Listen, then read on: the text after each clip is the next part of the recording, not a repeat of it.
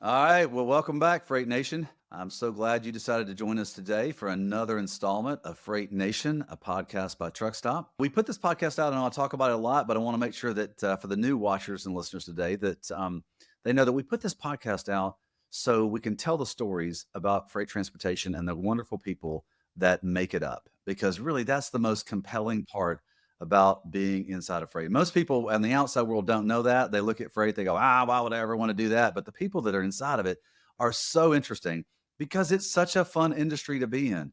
And believe it or not, there's so many great people inside of freight that they always have a unique story on how they got there. And today's going to be a really fun one because I'm joined by such a good friend of mine and somebody that I admire greatly inside this marketplace, Miss Sarah Ruffcorn, the president of Trinity Logistics. Sarah, thanks for joining us today. Thanks for having me today. It's good to see you. It is great to see you. So, Freight Nation, just so you know, Sarah and I go way back, and we'll talk a little bit about that as the podcast goes on. And as soon as I got in the industry in 2013, believe it or not, she was one of the first people I met.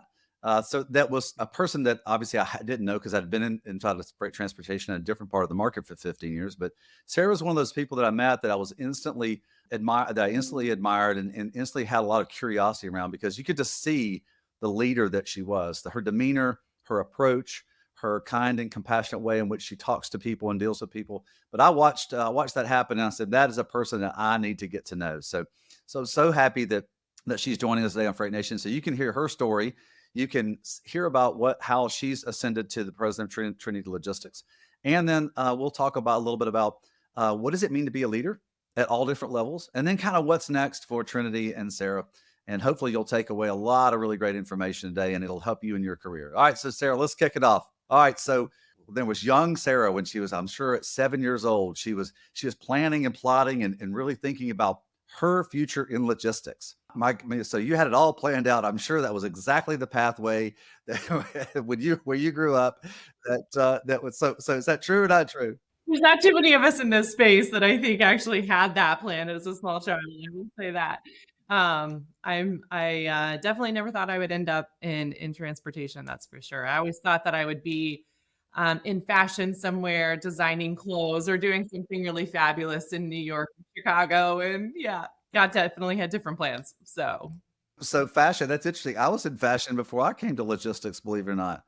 I actually manufactured clothes, and the last part of what I did, we manufactured clothing for the Japanese and exported them back to Japan, American styles to the Japanese consumers. So it's really fun. I enjoyed it. I learned a new country. I learned a new culture. It was really fantastic. But yeah, so we have that. I didn't realize we had that similarity about us that we both wanted to be in fashion. Yeah, the closest I've gotten to that is I think we've moved several truckloads of socks and apparel, but that's as close as I've gotten to the fashion industry. I get it. So, all right. So, where'd you grow up? What'd you study in school? Where'd you go to school? Where'd you study in school? And then, what was that where was that positional thing? Because I know that you've been at Trinity since you graduated college. So, this was obviously an opportunity for you, but something when you were in school got to lead you to that point. So, give us that history. Yeah, so I grew up in Burlington, Iowa.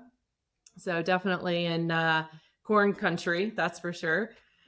Grew up a big Iowa Hawkeye fan and thought I would always go there to school, but ended up going to Western Illinois University. The Leathernecks, we love the Leathernecks. Yep. That's right. That's right. That's right. Yeah. So went to Western Illinois University and I was homeschooled in high school. So I was able to complete a lot of college classes in high school. And so because of that, my stint at Western was only 3 years. I was able to complete pretty quickly, but through those 3 years was able to meet a really great marketing professor, Jim Kenny, who's obviously very big. Wow, everybody knows Jim Kenny. Hey, Freight Nation, real quick, let me stop, Sarah. If there's somebody you can learn a lot from inside of freight transportation, logistics, and supply chain, Jim Kenny's one of the top. So, man, wow, what a great experience for you. Yeah. So he was my marketing professor and I had a marketing minor and ended up one of my 4 marketing classes was with him. And at the time he was a consultant for Trinity. And so my major was actually organizational communications, but minored in fashion actually, and in marketing, and ended up Jim Kenny, like I said, was consulting for Trinity. with Jeff Banning, who owned and ran Trinity at that time, the Banning family.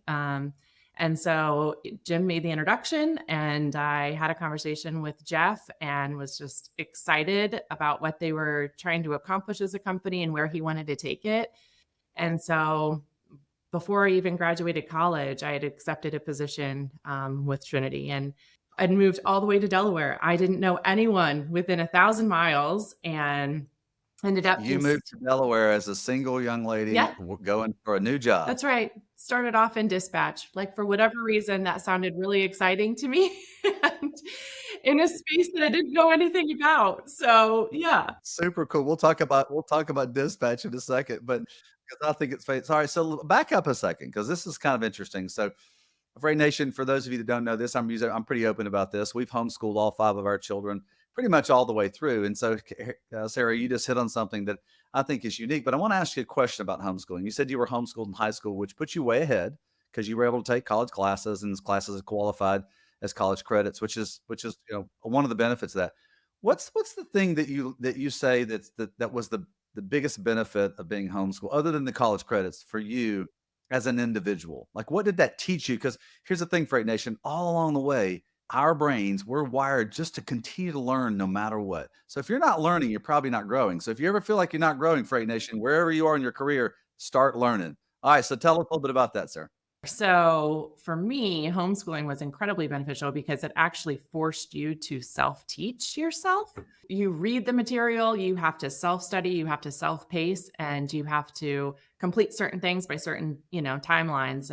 And so time management was a big piece of that. I think having to learn and digest information and really know it yourself, to be able to take the tests or assessments was incredibly beneficial, especially when I got to college, because when I got to college, I was like, oh my gosh, you actually get to just sit through a lecture and listen to people and take notes. And that's all you have to do. Like, it felt so easy after you've had to self teach yourself, basically, a lot in college. And my mom never went to college. So she was definitely guiding and helping me kind of along that course path. But I had to really be motivated to self-teach myself. And so I think that was a huge benefit, and still is a huge benefit, when you are in leadership. And there's always more to learn. There's never a finish line. And so you're always learning. But yeah, I think that was a huge benefit of being homeschooled for sure. Yeah, fantastic. All right, Freight Nation. So that's pro tip number one. You are always learning. It doesn't matter, even when you've in your career, as you continue to climb that ladder or climb success. And that, look, we want to always be aspirational. So, but if you want to continue to grow, you've got to continue to learn. And even when you're the president of Trinity Logistics, you're still learning all the time. Super, super, super important. All right, one last question about younger Sarah Ruffcorn. All right, so you were homeschooled, and so you just talked about your mom. And so, how did being at home like that? How did that relate to your relationship with your mom and your dad? I mean, you spend a lot of time with them. So Yeah, yeah, in high school, we always had a very good relationship. But they also wanted to expose me to a lot of things. So right, they helped me, make sure that I was still getting to places before I could drive, but that I would do all kinds of activities, because I was a very social person naturally. And so they didn't want to stifle that just because they decided to homeschool me. And so right. I was in all kinds of activities. I was in taekwondo, I was in synchronized swimming, I was in all kinds of crazy stuff. Like, anything that I wanted to try, they were like, "Yep, let's do it," and I think that helped me a lot. Definitely I've what I got this liked and mental didn't like about things, I got this I for got sure. this little picture of you in a gi, I kinda. I did, totally. I totally did. I did that for several Gosh. years in high school. Yeah. A big Alright, well, everybody popular at Western Trinity, tradition. Yeah. just remember, Trinity, if everybody works at Yeah. Trinity, Here you Sarah's go. That's right. got some skills, okay? Got some skills. Yeah. That's so cool. But I had the Alright. opportunity too, like, at that time, and all the states are different, and the laws I know have changed a lot around some of these things. So it's a lot more common now that people are homeschooled. But at the time, there was not very many people homeschooling at all. There was no, like, culture of homeschooling at that time. It was very, like, odd. It was a very odd thing to be homeschooled. But it allowed me to do a lot of things at a young age, because I could complete my schoolwork very early, but then I could work every afternoon. And so I worked at a coffee shop starting at age 14. I was working. Yeah. And I dual enrolled in the public school system and played sports and played volleyball and basketball and all the things that I wanted to play. And so it allowed me to do my schoolwork, work, and play sports. And that was a really cool, that was super cool. So good experience. Well, that's what, and you were like one of the OGs in homeschooling because it was such a while back. Yeah, we started 20 something years ago. So we'll position off of that there, Freight Nation, but really good. It's so fascinating to hear people's background. An interesting thing, there was a guy named Paul Vickner, who was the old CEO of Mack Trucks, and he grew up overseas. And I met him, and we became good friends, and we were spending some time together. And he said, I said something about homeschooling my kids. He goes, I was homeschooled my whole life. He goes, I'm like, you were? He goes, yeah, I had to be. We were overseas. Who was going to school me? So not uncommon. So, but certainly a big part of the Sarah Ruffcorn story. So super, super cool. All right. So let's move into young, 20 something year old, first job out of college. You got influenced by, it's always the people that influence you. It's always the people that you admire who go, hey, you know what? I think you'd be good at this. And really that's a good note there, Freight Nation. Listen, there's people that want to invest in you, want to know you. So wherever you're working, have the people that you're working, be invested in people. So, all right, so you're 20 something, you're a young 20-year-old. You start with this company and all the way over in Delaware, which is a beautiful state, by the way. And so you started in the dispatch part of the business. I know it here says the first one says you were an account manager, but you started on the dispatch side. So talk about your first blush into freight transportation. Yeah, I mean, when they kept warning me about all the things that I would experience and hear and all those things, if I would be up for that, and I was like, "Absolutely." I was kind of like, "What am I getting myself into?" But, I, worked on the carrier side for the first several years, of my career at Trinity and just really dug in and tried to understand, the needs of the carrier and what they wanted and what they needed from us and how we could help them in their business. And so developed some really close carrier relationships at that time. A lot of in and out of New York City were a lot of the lanes that I covered at that time. And so yeah, so it was a great experience. And so I ended up really from there taking on an operational leadership role in the company, and then eventually did move into account management and oversaw some pretty large national accounts. As we continue to grow as an organization. But yeah, I mean, Trinity at the time was a lot smaller than it is now.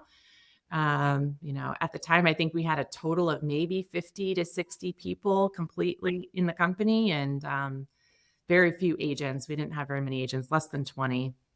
And so, yeah, it's changed a lot. Jeff Banning had a big vision for the organization and where he wanted to go and take it, and he did a great job of hiring some talented people at that time to really help, come around him and grow the company in a really great way and create a really great culture here at Trinity. So Super cool. All right, so give the Freight Nation watchers and listeners a little bit of like, what was your favorite thing about working with carriers and about that part of the business? So because that's really where the business is grown, made. I mean, you got to be able to get freight on a truck, and you got to be able to get it somewhere. And since you were dealing a lot in the Northeast, it's super regional all the time, where a lot of short hauls and things like that. And so what was your favorite part about dealing with the carrier aspect? yeah, for sure, it was dealing with you get to be friends with them. You get to be friends with some of those carriers and the owners of those organizations, and that was my favorite part. It was like you were talking to your friends all day long, and obviously there's always challenges in transportation. Freight isn't ready or it has to be, whatever. And so when they know that you are doing absolutely everything possible to relieve that for them, that issue or that challenge that they were encountering that day, and vice versa, if we had something that just popped up that was burning hot that needed to move quickly, they would pitch in and move things around to be able to help us out. And it was just such a great partnership with some of those carriers that I had a lot of fun coming in every day when you're working with your friends all day, to make it happen. So that was definitely my favorite part. Yeah. Yeah. So see, carriers, if you're a Freight Nation, if you're a carrier out there, brokers actually really like carriers. Believe it or not, they want to be friends with carriers. I know there's this whole tension that goes on in a percentage of the market, but all the stories I hear, Sarah, yours is not uncommon. that brokers just look, they really like working with carriers. So number one, they need them. Number two, you know what? We're all humans and we all want to create success. And success means getting it delivered. And if you don't own the truck, you gotta hire a truck. And so super important. So not surprised that you answered it that way because I know your personality. And so such a likable person who wants to be friends with others. So that's super cool. So you started moving up. You moved into account management. And then I think it was the year before I got to meet you. I got to meet you in 2013. The year before that, you moved into the VP of operations. So your role just completely changed. I mean, the VP operations is a constant job.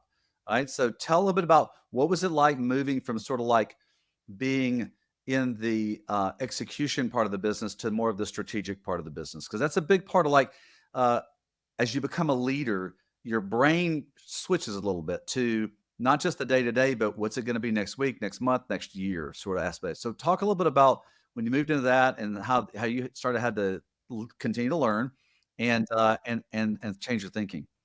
Yeah, I think at the time, moving into that role, I had done some kind of key project work within the organization as well. So when I was in account management, and then I moved kind of a half step into like a director role for a little bit. And at that time, we did not have a CTO or anyone in charge of our technology. And so I was pulled a lot into our technology projects to try to be that go between our software engineers and the business, because I knew the business side well, but I could also understand the technology pieces. And so a lot of times I was pulled into those projects to help kind of be that BA, if you will, kind of between the business and the technology. And so that exposed me to a lot of the processes in the organization.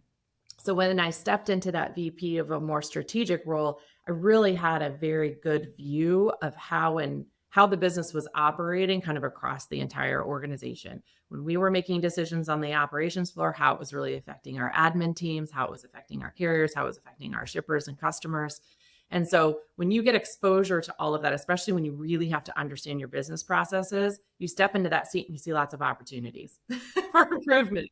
Like it's everything's getting really stuck because these loads aren't getting released fast enough, or these are getting really stuck because we're not getting this paperwork, or whatever the case was at the time. And so when I stepped into that role, having known that and having had that exposure and experience, it really helped you know what not just the not just what our customers needed, but what our carriers needed and what our business needed to be able to pay them faster or to be able to move transactions faster. And so that was really super helpful to have that view and that visibility. So stepping into that strategic role, yes, absolutely. I read books, I took classes, I did, a lot of those things. But Jeff Banning was also an incredible mentor as well, the CEO and president of the company, incredibly supportive, but also just a huge coach and mentor to me in my career. And so, meeting with him regularly to make sure we were all aligned and on the same page with what we were trying to do and accomplish, as an organization, but just learning a lot from him because he had been there, done that.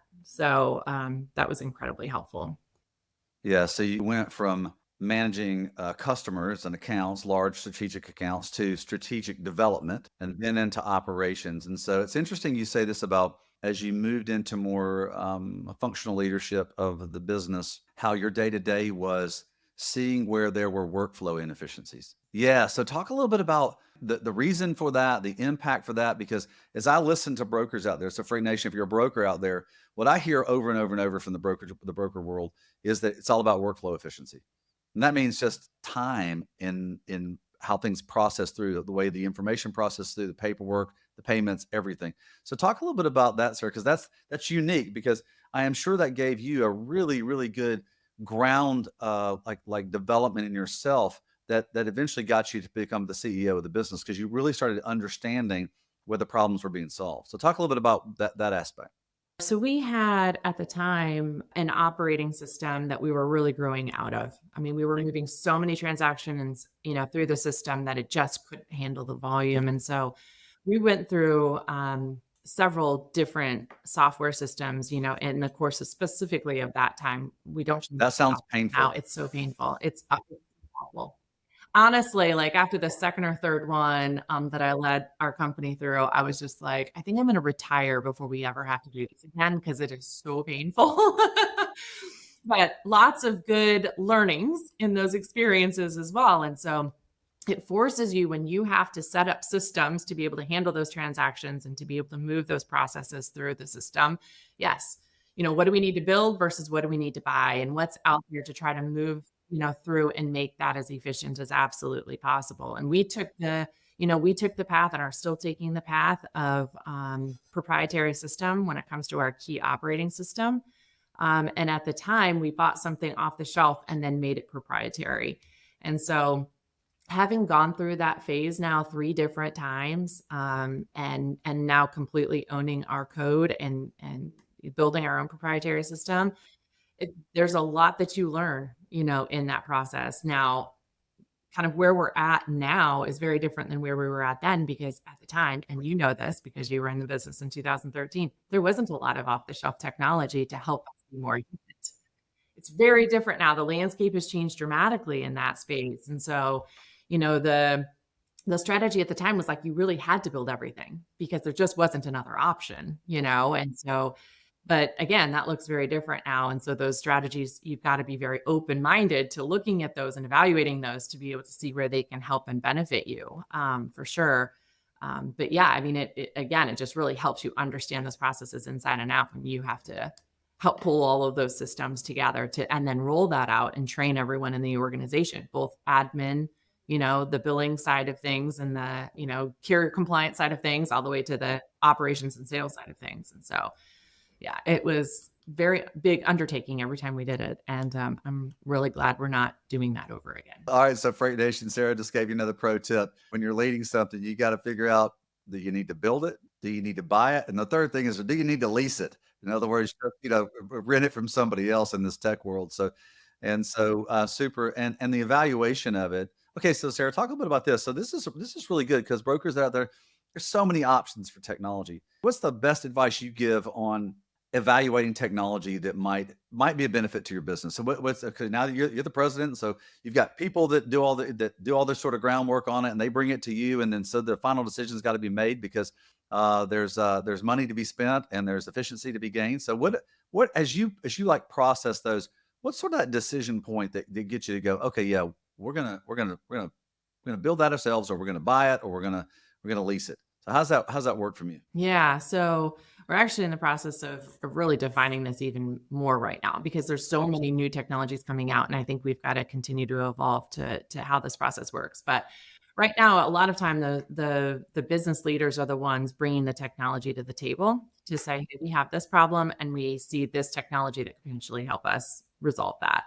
And so, we bring it now to our technology team. They help evaluate it from a technical perspective, from a security perspective. We have our business side that really goes and says, okay, this is really truly going to be the process and how we, could work with them to help resolve this. But then as a whole, we put together an actual charter and formalize that to say who's going to own it, because that's a huge piece. Who's going to own this process, who's going to be the one that's really spearheading it from an executive level. Is that an individual? Yes. An individual at the executive team is really the executive sponsor on those projects. Yep. And then really who's going to be the one, what are those key outcomes that we want to see? And so what we've done with several systems here recently is just pilot them in a small group and put together, a group, and usually there's data that's needed to try to get something started, right? So there's definitely some work that goes into even just piloting a new product, but we found it to be incredibly beneficial to pilot those for a short amount of time to say, okay, is it really going to work the way we think it is? And if so, we can move it towards the next steps. And if it's not, then we exit stage left, but we have so many users now in our system, and every time we roll a new something out and it's not the right product, right? As leadership, you start to lose a little bit of trust every time that happens. And so everyone understands we have to try new things. And we tell people all the time, sometimes we just got to try new things because we just don't know. We don't know yet, but let's try it. And so, but it helps to do those a little in just a smaller group first versus trying to roll it out company wide. And so we've learned those lessons along the way because we think this product's going to be great and we're going to roll it out to everybody. And then pretty soon we're like, let's take some back steps. That's not quite what we thought it was going to be or do. So yeah, so we've kind of re-engaged that approach in just a smaller step-by-step kind of way. And then, instead of a lights off, lights on kind of approach to things, it's it's much more iterative and in a rollout, a waterfall rollout. So Fantastic. So when you've gotten to a point and the technology is not providing or delivering as you need it to, how valuable is it to pivot quickly off of it? it's very valuable because technology is This is a big tip, Freight Nation. How valuable is it? It's hard. This is the it's hardest very part, isn't it? expensive. The hardest part is to give up and go, nope, nope, we got to move quickly. Yeah. Give 2 seconds on that. Then I want to hear about getting to CEO, COO, Chief Operations Officer, and then finally to President. And then I want to start talking about what does it mean to be a leader. So let's talk. Pivot quickly. How important is it to pivot quickly off an idea that's not working? It's incredibly important because you're burning so much, not just resource like money resource because these technologies are so expensive, but just internal resource. And the more time and energy that our technology teams or our business teams are putting into trying to make something work when ultimately it's just not going to, it's like that's just wasted time ultimately if we're not moving forward. So it is so critical to be able to assess that as quickly as you possibly can. Give it a fair shot, give it a fair chance, give it a fair shake, all those things. But once you decide that this is not going to be what it's going to be and you've given it your full effort, you just yank it, rip the Band-Aid and move on. It's more painful to let that just keep going. Oh yes, oh yeah, Yeah. and costly. And Painful means costly, it's so costly and costly. Yeah. It's time and frustrating for people. It's so frustrating for the people that are trying to make it work and it's not. And all right, so super cool. Look, Freight Nation, there's another big time piece of advice from Sarah Ruffcorn. Pivot quickly off of bad ideas. It costs you a whole lot more to try to make them work than it does to try to find a different solution. All right, so Chief Operating Officer. So you went from the VP of Operations to Chief. That's a very big title, Chief Operations Officer. So very big title. And then you were in that for a couple of years. So talk a little bit about being COO and then that pathway to that you were offered the opportunity to become the ultimate leader of the business. yeah, so when I was in that vice president role, I ended up taking on some additional strategic projects. And one of them was our customer TMS. So it's really technology to our clients. And so underneath of my umbrella, of responsibilities, I was also overseeing some operational teams, but also overseeing this technology to our clients. And so when I was in that particular role, we had some other shifts kind of happening in the business. And at the time, the COO had stepped out of the business and the CEO, Jeff Banning, decided to put me into that seat. And so I was overseeing all of the regional service centers at that time. So because of that, we have regional service centers all over the US. And in that particular seat, all of the vice presidents of those different offices then reported up to me and really took a key strategic role as well on our executive team.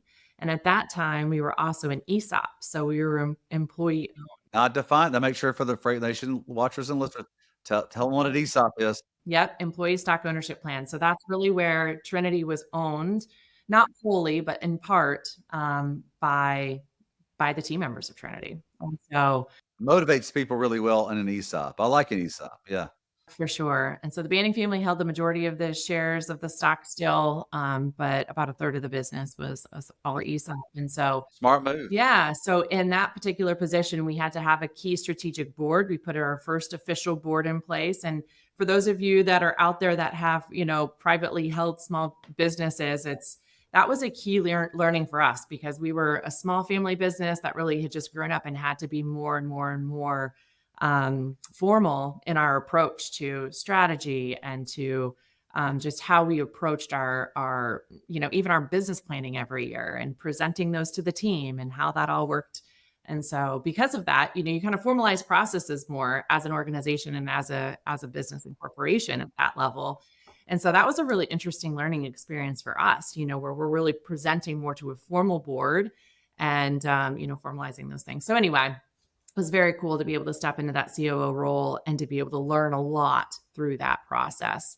And, again, working with some key strategic leaders in our business to do that well. And so, but with that, about 3 years later, we made a big decision and the Banning family decided to step out of the business. And so then we were sold to the Burris Logistics, which is the Burris family. And so it's still all family owned, still all in a family trust.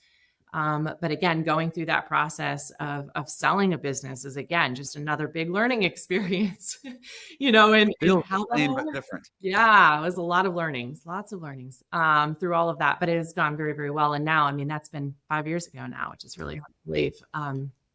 But yeah, so through that process of selling to Burris Logistics, Jeff Banning, the current president, stepped out of that seat. And so I had the opportunity to step in. And so that was another great opportunity. And as the business has grown, as I look back in my career, not all of those moves that I took, although the ones we've kind of talked about have all been like kind of the next level of leadership, but there was lots of side steps in my career where I would go from operations to sales, and I even led HR for a while. And so you kind of take these, yeah, you kind of take these side steps, in your career to be able to gain experience or to learn more about the business.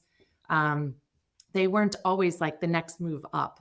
It wasn't always like it was always taking on something new or different, but not necessarily moving up in the organization from a leadership perspective. But as I look back on some of those times, and some of those, it was like, hey, we just really need you to come run these accounts right now because these accounts really need someone that's going to dig in and take care of them. And so, but some of those you're just like, oh man, but I'm not going to be the leadership role anymore. Like, what does that mean? But the organization needs it. And we always have this slogan, like, do what's best for the team. So that's what you do. You just do what's best for the team, even though that's not necessarily how you think your career will go. But again, you learn more and it gives you different experiences and exposure to be able to eventually what ended up happening is those experiences is really what has provided me the opportunity to sit in the seat. Right. But at the time you're kind of like, I don't understand why this makes sense, and you're kind of like questioning that a little bit. Like, are you sure? Like, I don't know that this is the right move. But at the same time, I really was very careful about those moves and saying, do I feel like my strengths and my skill set can help the company? And if I could answer yes, then I would do it. If I would, and there was a couple of opportunities that they presented to me that I did not think that my skill set was the best for the company in that position. And I thought somebody else was better for it. And so there was lots of conversations in some of those moves as I took them on to say, have you thought about this person? Because I think they would actually be way better at that. Just being open and honest about what your skill set is. Yeah. Absolutely. Yeah. And just say, hey, I really feel like this person could be so much better at that. And maybe let's look at that and talk through that a little bit. So yeah, I think being super open and honest with yourself and saying, do you think that you can really help in that position? And are you doing it for the right reasons? I think is a huge, huge part of that, especially in leadership, because everybody wants to move up, but it's also a ton of self-sacrifice too, for yourself and your family and all the things that come along with that responsibility of that. And so just every step along the way, carefully evaluating that to make sure it's the right move, I think is really important. I learned along the way, when the business asks you to do something, it's for a reason. They trust you. They need you to help create success. There's usually a problem or a huge need. And the whole goal is you need to tell yourself is bloom where you are planted. So make sure you are blooming where you're planted. In other words, find success there. And so super great advice, Sarah. Thank you so much for disclosing that, because you talked about how it affects your life. And now the picture over your right hand shoulder there, your life is in that picture, your husband and your two wonderful daughters. And so these things are important because everything you do affects that. So you've been the president for 5 years, or is it been 5 years? Or is it more now? Since I think November of 19. So however long it's been. Yeah. Yeah, 5 years is a big time frame. 5 years is kind of feel like you're really getting into your stride a lot after doing something for 5 years, where there's a lot of muscle memory and being able to do it. So I want you to talk a little bit about being a leader, because you weren't just a leader when you became president, even though most people think, oh, I'm the big leader at that point. No, you're a leader at every step of the way. So talk about being a leader at every step of the way. And then just talk about in general what it's like to get to that ultimate leader position. And then after that, I want you to talk a little bit about, okay, we live in a world where it's becoming more equitable for the genders, for males and females to attain leadership. Certainly for females, there's more females graduating from college today than males than ever. And so there's more females in leadership, but it's leadership, period. It's not female leadership, it's just leadership, period. So talk a little bit about what is it like to become that leader, and then talk a little bit about, what's it like to be a female in that leadership role. So I think your first question was about being a leader from whatever seat you sit in, right? Okay. I just want to make sure. Okay. First question is, you've been a leader all along the way. Talk about being a leader all along the way, and then what's it like to finally get to that ultimate leader seat? Yeah. So for sure. And like one of the things that we say a lot here at Trinity is you can lead from whatever seat you sit, because I think being a leader is wow. It doesn't matter. You don't have to have the title, to gain influence and to lead people and to move things forward for good, or to, get caught up in the drama and pull everybody down. And what kind of leader are you going to be from the seat you sit? And everybody has that opportunity to gain influence with the people that they sit around, or that they, the leader that they work for, and the, the people around them. So yeah, I think that's huge. And I think just being open again to just opportunities where you see things can be better, and being confident that you want to be part of the solution and not part of the problem.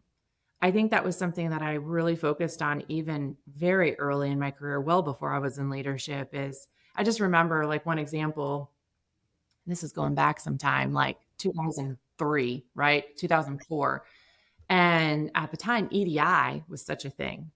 And like no one really understood really how it worked in our organization, or like what to do with it. But we had customers who needed to have these EDI transactions back and forth. And long story short, I ended up kind of taking up that project and leading that one project. I was in dispatch at the time. I had no leadership role whatsoever, but being able to see something that they needed help solving for and saying, yeah, I can, let me see if I can help you figure that out. Um, it's not like it was not a promotion. It was not like, oh, you need to pay me more because I'm helping you solve this problem. It wasn't anything about that. It was just about how can we continue to be better, and how can I, in the seat that I sit, lend my knowledge and experience, in a very even small way at that time to help push that project through and make that work. And that was huge, and we were able to figure it out. And you were, collaborating with, at the time, our admin teams and leaders to be able to make that work. And so, but I look back on that and it was just such a great time and example of like leading from the seat you sit, not necessarily with a title. And I think that was just huge. And so you take that over the course of lots of years of being the kind of person that would do those things. And guess what? People look to you to say, hey, how about this next problem? How do we solve this one? Let's work together and figure out what we can do to try to make that work, or make that happen for somebody, a customer, or carrier, or whatever. And so I think, as I look back, those were pivotal moments kind of in little steps all along the way of just leading from the seat you sit. Yeah. And then now, what is it like? I mean, it's big now. It's big now. We have over 900 users in our system, and that's agents and team members and admin, and all the pieces. And so, And it's an enterprise level operation now. yes, it is an enterprise level operation. We run about $1 billion top line revenue, and so it is very $1 different. billion.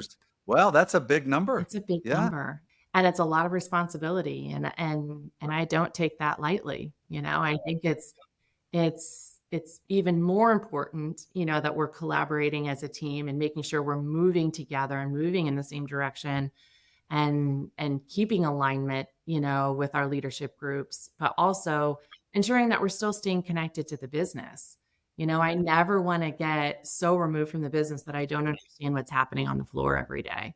And and staying close to our customers and our carrier needs. So I think that's just really important now. How do you balance that, right? That's challenging to be able to balance, your strategic initiatives and direction, and the time spent, strategically leading, but also not being disconnected, from our team and our business and our carriers and our customers. And so, and our agents. I think that's just really important, is trying to balance that well. And I'm not sure I get that right every day or every week or every month, I will tell you. I feel like I'm constantly learning, how to do that better, as I sit in this seat. But it's just a huge responsibility, but it's an honor at the same time. I use the Dave Ramsey quote a lot, but everyone's like, how are you doing today? And it's better than I deserve. That's right. That's right. But that's, in so many ways, it just keeps you grounded, like better than I deserve. You have this amazing opportunity to lead at this level, and I just don't take that lightly. And so it's challenging every day, which I love. I love that part because you never have it figured out ever. Like anybody who says I've got it figured out, yeah, right.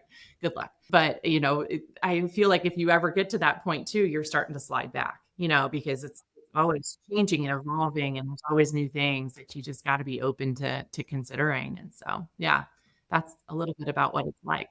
Yeah. Love it. Love it. Yeah, being connected to those is super super important. They always say that people don't leave a business, they leave the leader they work with. And so super important, so super wise advice there, Freight Nation.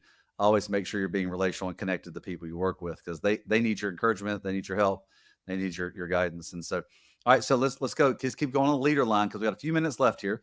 All right, I just want to make sure I address this. I think it's super important. First off, Freight Nation, you are on a podcast with the current awardee of the Distinguished Woman in Logistics Award winner from this past year, Miss Sarah Ruffcorn. Super, super. First off, let me just say this about Sarah. One of the things I admire greatly about her is she is a competitor. All right. She just absolutely competes. She competes to win because you're not running a business successfully if you're not trying to compete to win. And one of the things I admire greatly about her. But we live in this world where more and more females are taking on leadership roles, even the ultimate leadership role, the president, the CEO of businesses. You're seeing it all over the place, which is a great thing. As I famously said, I have 3 daughters and I want to teach all of them that the opportunities are out there for them, but focus on being a leader. But you're still a female. You are who you are. So talk a little bit about how your approach is the same as any leader, but maybe a little different as a female leader. Yeah, I think the approach to leadership that I've always had is, again, it's an honor to be in leadership, and I truly believe that you have to earn that respect and that influence every day. I don't think it's something that's just given or handed to you because you have a title. I think you need to earn it, and I think you need to continue to build influence all the time. And so that's always kind of been my approach to leadership. We believe really strongly in servant leadership here, where you're turning that pyramid upside down, and as a leader, you're truly just removing obstacles for others to succeed. And so, truly putting others before yourself and doing everything you can to remove those obstacles for your team so that they can serve more and better. I think it's just a huge key approach to what I've done and how I've just been taught, but just my approach to leadership. And I believe very strongly in the power of collaboration. I do. And I don't think every leader quite understands or gets that as naturally. I think sometimes it's learned for sure. I always feel like that's been a natural trait of mine is to collaborate well and come up with the best ideas and knowing that I don't always have the best idea, and so putting those problems on the table, shining a bright light on them and just saying, all right, team, how can we come together and try to solve this one? And I think that's just been just an important step in my leadership kind of all along the path and all along the journey, but also being the one to say at the end of the day, if it doesn't work out, I'm responsible. And, just saying, this bad idea or this technology that we decided to go with, guess what? My bad. I take full ownership of that.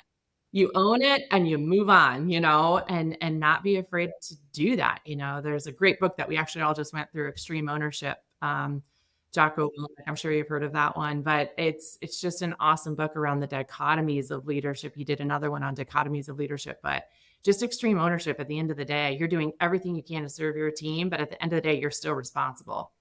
And, carrying that and being the one to say, yeah, I did that. I made that. That was the wrong call. But then when you win, guess what? Your team is getting the credit for that. And I feel very honored to have won that award, but I truly believe it is my team that has made all these things happen. You can't do this alone. And yes, I am a very competitive person, but you can't do this alone. And it truly takes an incredible team to do it well. And so, and when you get that right, you have a lot of fun doing it too. So, yeah.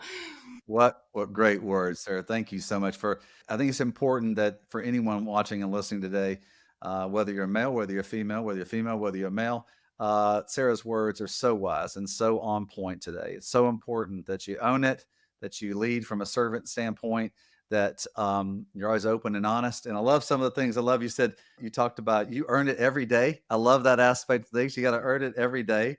You learn along the way. And then here's the advice for anybody watching this today. Lead this. I'm gonna adopt this, Sarah. Lead from the seat you sit in.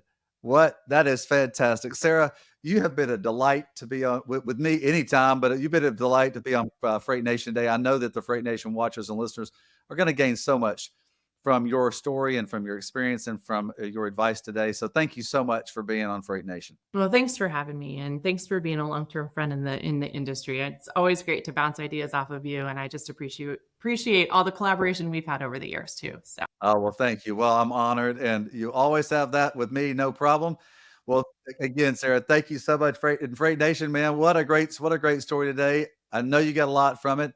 And don't forget, as we like to close Freight Nation every single time, don't forget to work hard, to be kind, and to always stay humble. All right, Freight Nation, take it easy, keep on trucking, and we'll catch you on the next podcast. On behalf of the Truckstop team, thanks for listening to this episode of Freight Nation.